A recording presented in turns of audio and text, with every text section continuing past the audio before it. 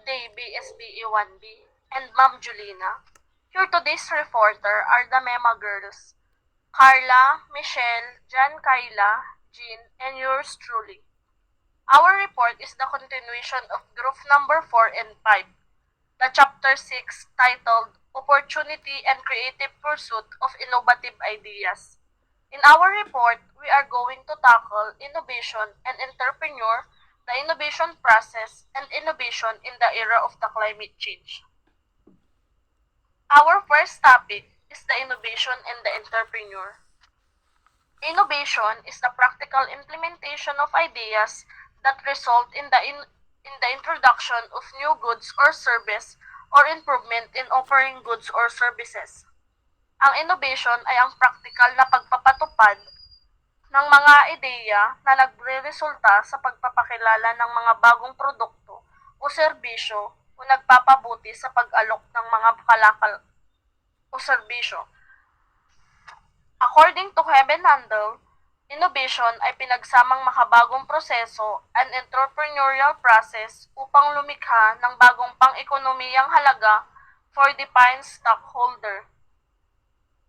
Ang innovation ay ang proseso na kung saan ang mga entrepreneurs or businessman ay pinapalitan o ginagawa nila ang kanilang mga opportunities o ideya into a marketable solutions. In the earlier part of this chapter, the innovation process starts with a good idea. Ang pinagmulan ng isang ideya ay mahalaga, at ang papel ng malikhaing pag-iisip ay maaaring mahalaga sa pag-unlad na ito. Higit sa lahat, ang isang prospective entrepreneur ay dapat magkaroon ng pagnanais na magdala ng magandang ideya through development stages and into the market. Therefore, ang innovation ay isang kombinasyon ng pananaw upang lumikha ng isang magandang ideya at ang tiyaga at dedikasyon upang manatili sa konsepto sa pamamagitan ng pagtupad. Gayunpaman, mahalaga dapat itong isipin bilang pagdaragdag sa halaga ng merkado kung saan ito nakalaan. For example ng innovation ay naisipan kong gumawa ng product or mag-invento ng isang gadgets or appliances. And ang naisip ko is electric fan na solar battery. Ngayong summer kasi kailangan na kailangan natin ng electric fan. Pero kailangan din nating magtipid dahil nagmamahal ang kuryente. Solar electric fan ay magandang pang-attract sa mga consumer dahil electric fan this summer is very essential and at the same time makakatipid pa tayo sa electricity.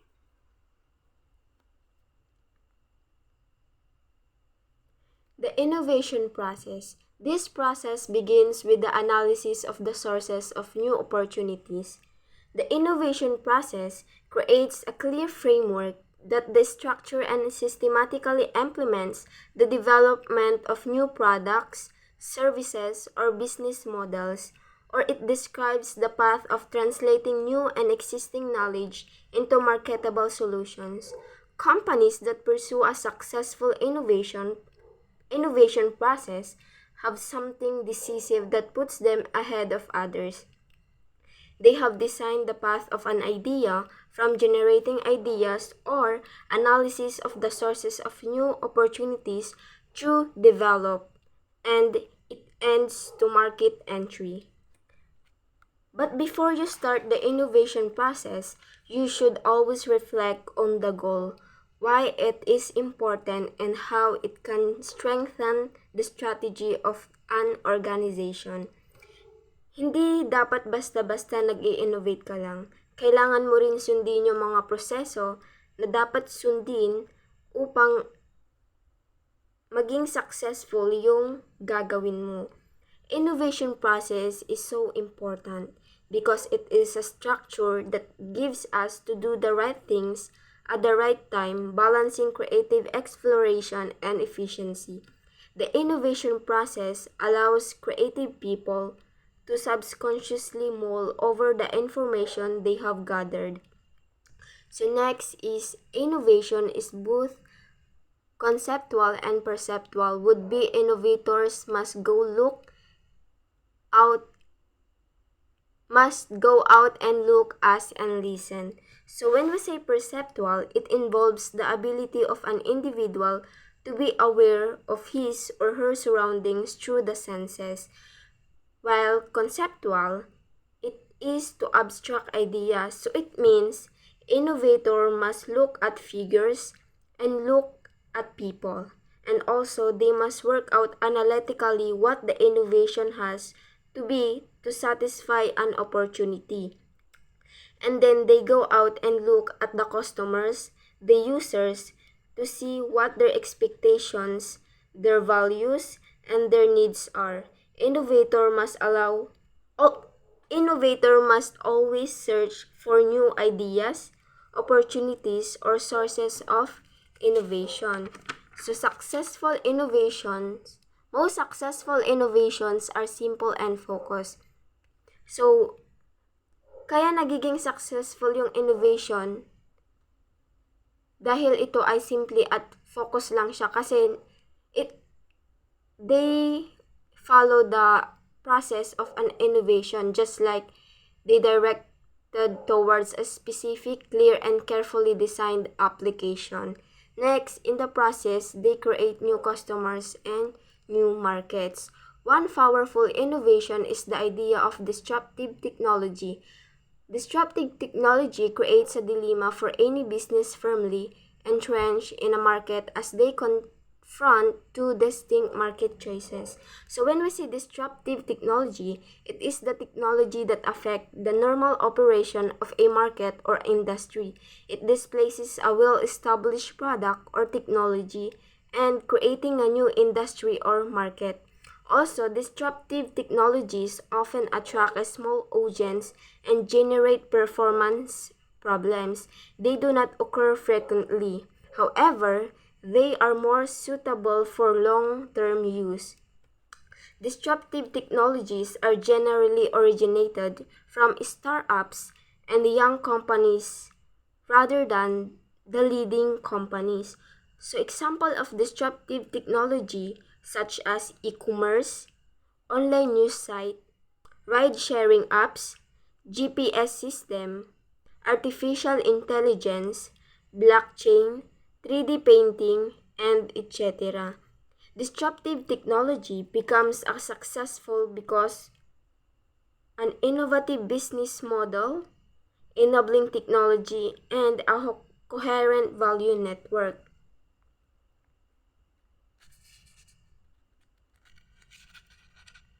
Types of innovation. For basic types, if innovation exists, this extends from totally new to modification of existing product or services. So, invention. Invention creation is the creation of a new product, service, or process, often that is novel or untried. So when we say innovation, is when you are creating a completely new idea. Kumbaga, panibago pa lang. Hindi pa siya nag-i-exist. Just like for instance, telephone na na-invent ni Graham Bell, 'di ba? Parang kauna-unahang telepono, yung kumbaga wala pang kagaya ganon. Baka malito kayo kung anong meaning ng innovation and invention. Pag innovation, ito yung i-improve mo yung isang idea. For example, yung iPhone, 'di ba? Nag-umpisa sila sa iPhone 1 hanggang in-improve na nilang in-improve hanggang sa iPhone 13, ganon. Ganon yung innovation, kumbaga i-improve mo yung isang product or services. Ang invention, ito yung original invented talaga, kauna-unahan. So next, let's proceed to extension. Extension is the expansion of a product, service, or process already in existence. So when we say extension, it is where we find a new use or different application for an existing product, service, or process. So we extend that product into a new marketplace. For instance, if you take baking soda, which is traditionally used in baking cakes, biscuits, and breads. If you take baking soda and use it into cleaning products, that's an example of extension. So next is duplication. It is the replication of an already existing product, service, process. The duplication effort however, is not copying but adding the entrepreneur's own creative touch to enhance. So when we say duplication, the item or service is not just repeated or copied. The new entrepreneur's own creative touches are added to improve or enhance the current idea or concept, and it may work better than the original. Example of duplication is Walmart through department store, from gateway through personal computer, from Pizza Hut to Pizza Parlor. So next, the last types of innovation is synthesis. It is the combination of existing concept and factors into a new formulation. So when we say synthesis, it is use a series of the different ideas or items that are already invented and finding a way that together they can form a new application. For instance, the Starbucks. So in Starbucks has a concept of a third place between home and work where people can relax, enjoy a cup of coffee and experience the inviting ambience. So that is the four types of innovation.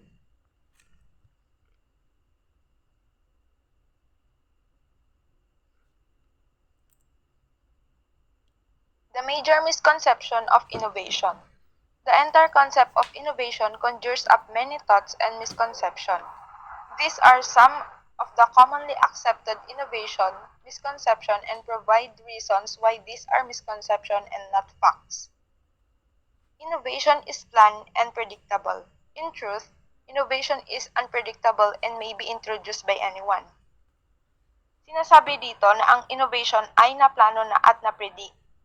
Pero ang totoo, hindi pa nahulaan kung sino ang nag-introduce ng innovation. Technical specification must be thoroughly prepared. True preparation is good, but it sometimes takes too long. It is more important to use a try, test, revise approach. Itong technical specification ay lubusang pinaghahandaan sa pamamagitan ng paghahanda dito ay hindi madali. Minsan ay natatagalan pa pero ang importante ay na-try, na-test at na-revise na. Innovation relies on dream and blue sky ideas. The creative process is extremely important to recognizing innovative ideas. The accomplished innovators are very practical people and create from opportunities grounded in reality, not daydreams. So the innovation relies on on dream and blue sky ideas is the idea behind blue sky thinking is that no dream is unreal or unobtainable. Big project will develop better innovation than smaller ones. Larger companies are now encouraging their people to work in smaller groups, where it often is easier to generate creative ideas.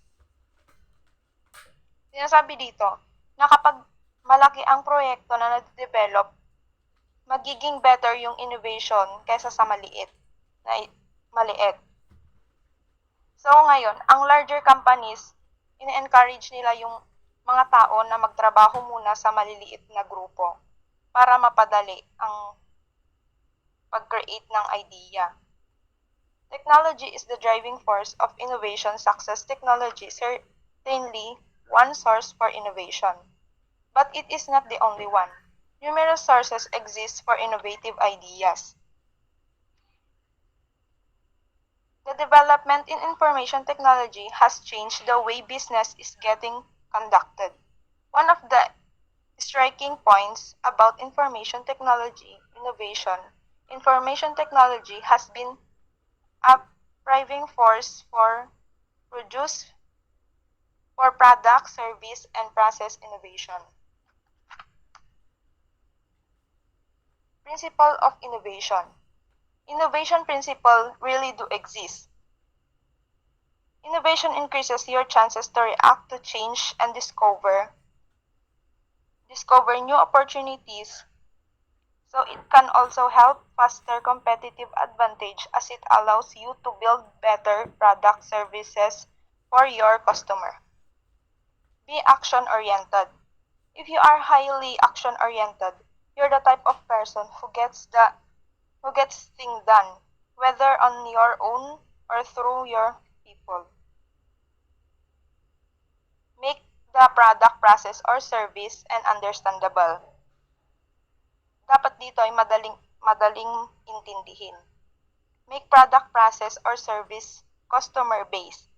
Kailangan nakabase ito kung ito ay pambata ba or pangmatanda. Start small.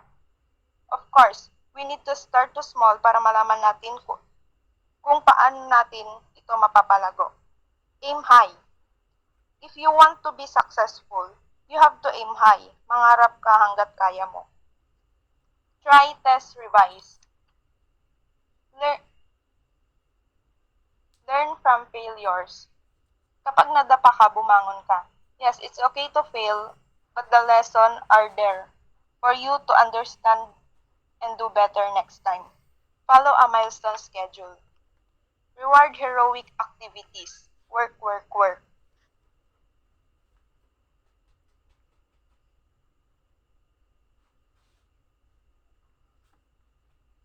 Innovation in the era of climate change. Enterprising people have created solutions, too much else. We can protect against chemical and nuclear accidents. The spread of disease, depletion of resources, and disaster and pandemics. Today, even species extinction seems correctable through emerging gene technology. Climate scientists are skeptical. They are increasingly convinced that runaway climate change might defy this history of positive innovation. Next.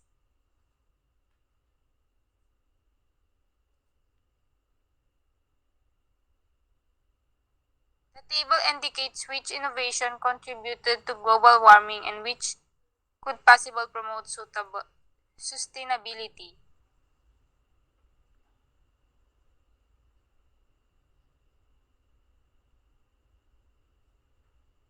Innovation that promoted and can solve global warming. Top 20th century innovations that cause global warming. Electrification, automobile, airplane, water supply and distribution, agricultural, mechanization, air conditioning and refrigeration, highways, household appliances, petroleum and petrochemical technologies, nuclear technologies.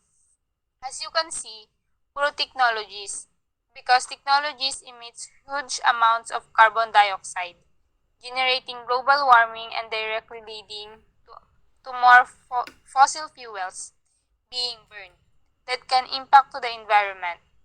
These are the innovations that cause global warming.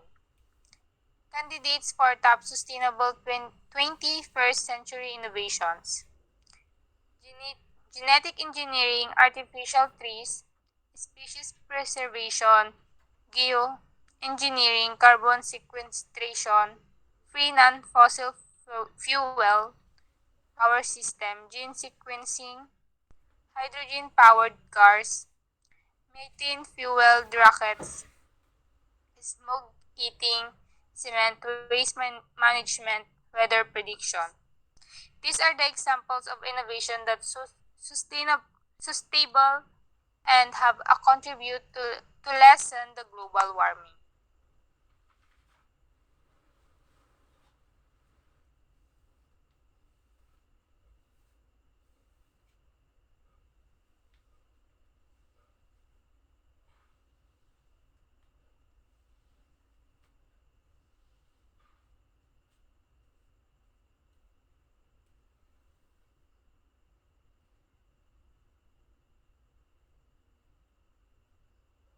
Innovation in the era of climate change presents dilemmas. How can entrepreneurs continue to encourage consumption while simultaneously discouraging and warning about its perils? Milker gives some guidelines which are outlined outlined below.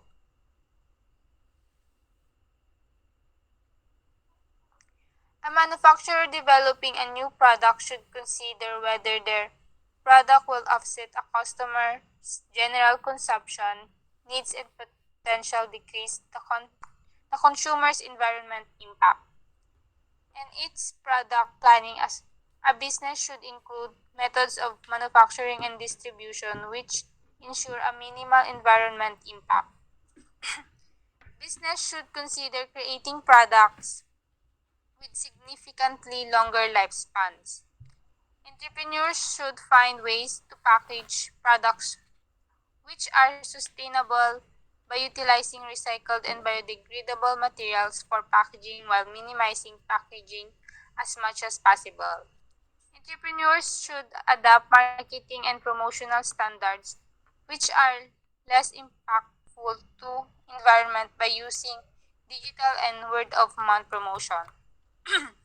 Para mas maintindihan, magbibigay ako ng examples kagaya ng solar panel. Solar panel is a very useful for us and in the environment. It can decrease the demand for fossil fuels, restrain greenhouse gas emission, and withdraw your carbon footprints. There is no burning of fuel and no harmful emission from energy production. Also, it has a longer lifespan, and it is not easy to destroy. And another example is in the packaged products. Instead of using plastic, why not just use eco bag or paper bag para mas malesen yung mga kalat at pagsusunog. Para sa marketing promotional, imbis na mag-print, why not use digital technology, and dapat sa promotion nila is about environment. It's a win-win situation bukod sa nakakatulong sila sa environment, tumataas pa yung sale nila.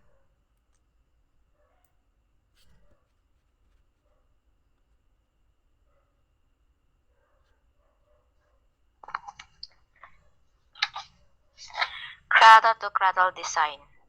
Cradle-to-cradle design is a philosophy of innovation based upon the cyclical flow of the earth.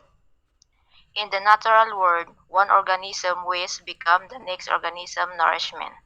Cradle-to-cradle product virtually eliminate waste and provide the nutrient for both nature and for the next product of industry. Every action, be it commercial, lifestyle, educational, or governmental, ought to have a net positive effect on the environment. Cradle to Cradle was first developed by Michael Brogart and William McDonough. They conceived products such as biodegradable fabrics that will be used and then be returned to nature and become food for the next product, forming a closed loop. Another example of C2C design is a disposable cup, bottle, or wrapper made entirely out of biological materials. What is advantage and disadvantage using cradle-to-cradle design? Tulad ng pinapakita ng pagsusuri, ang C2C ay may iba't ibang benepisyo sa negosyo. Kabilang pagbawas sa gastos, pinahusay na halaga ng produkto, pagsulong ng pagbabago, pag-iwas sa panganib, paglago ng mga binta at pagtaas ng kita. Ang disadvantage naman ay ang isang pagkakaiba-iba lamang sa pamamaraan ng isang teknikal o biyolohikal na tagapagtustos ng sustansya ay maaaring magresulta sa isang kaguluhan sa plano ng C2C. Ang tiwala at integridad ay mahalaga sa modulong ito ng negosyo tulad sa iba pa.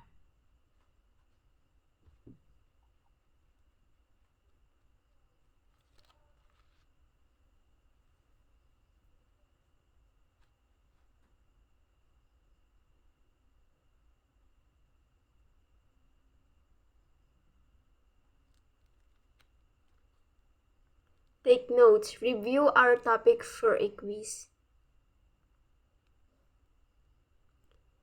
So before we end our presentation, we have a quotes for today. You cannot discover new ocean unless you have the courage to lose sight of the shore. So bye guys, thank you for listening to our report.